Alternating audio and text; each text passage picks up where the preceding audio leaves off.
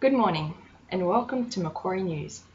Last week, IT company iPremier experienced a threatening denial of service attack, but it is unknown whether or not it has compromised your private information.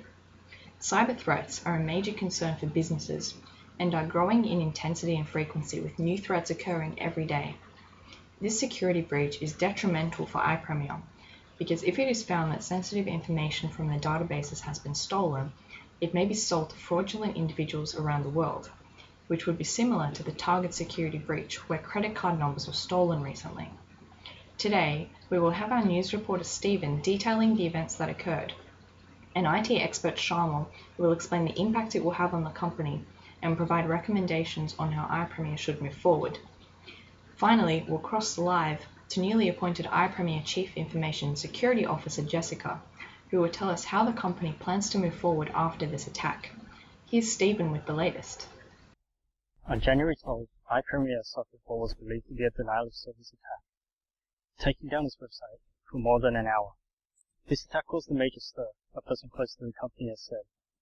One discussion involved whether or not to shut down servers immediately to protect customer data, but that would hinder any investigations.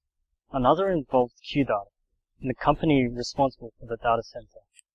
The source alleged that their response was less than adequate, with the manager of iPremier being denied access and lacking support from the employees present. Investigations are ongoing and statements so far have not indicated any breach of customer data. However, they have not ruled out that possibility.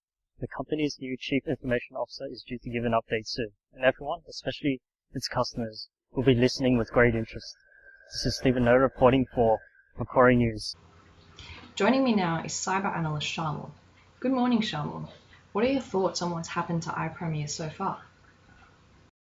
iPremier experienced a denial of service attack, if I am correct, which is an attempt to make a machine or network resource unavailable to its intended users. If the attack turns out to be more than a denial of service and personal client information is stolen, it will harm the business reputation, lose all customers, market share and profits. Therefore, they must act quickly to rectify this issue. So, what do you think they should do? At this point, iPremier needs to invest time, money and labour in determining what actually happened and publicly announce their recovery strategy moving into the future.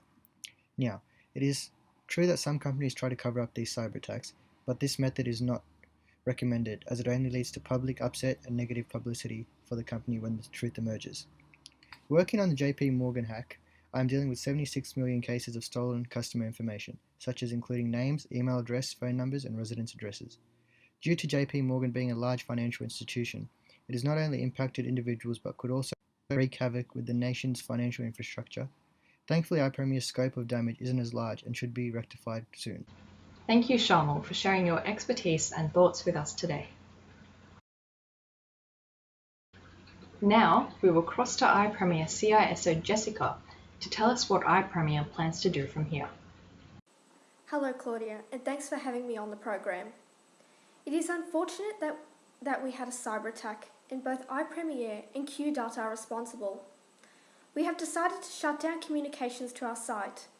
This decision has been carefully considered and modelled on Sony's choice to shut down their services after they experienced a sophisticated intrusion.